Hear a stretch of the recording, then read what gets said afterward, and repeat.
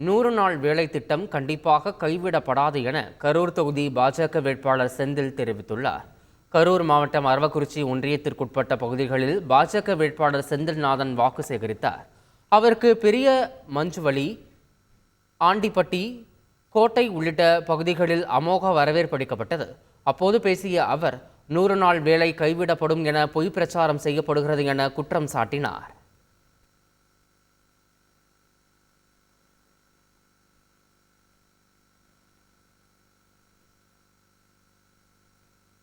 போராட்டத்திலாம் சொல்லிட்டு இருக்க 100 நாள் வேலையை மோடி அரசு வந்தா எடுத்துருவாங்க.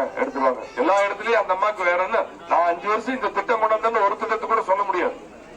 10 ஆண்டு காலம் மோடி தான் ஆட்சியில் இருந்தாங்க. 100 நாள் வேலை எங்க எடுத்தாங்க?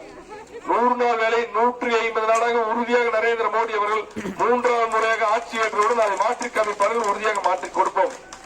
அதே போல சம்பளம் 319 ரூபாய் உயர்த்தி கொடுத்திருக்காங்க. 100 நாள் வேலைக்கு சம்பளத்தை 319 ரூபாயாக இந்த 10 நாளைக்கு 1ஆம் தேதியிலிருந்து உயர்த்தி கொடுத்திருக்காங்க. அந்த சம்பளத்தையும் 400 ரூபாயாக நான் பாராளுமன்ற உறுப்பினராக வெற்றி பெற்று போனவுடன் உறுதியாக 400 ரூபாய்க்கு மேல உறுதியாக பெற்றுக் கொடுக்கிற ஆணையம் நம்ம வாங்கி கொடுக்க முடியும். செய்திகளை உடனுக்குடன் தெரிந்து கொள்ள உடனே சப்ஸ்கிரைப் பண்ணுங்க.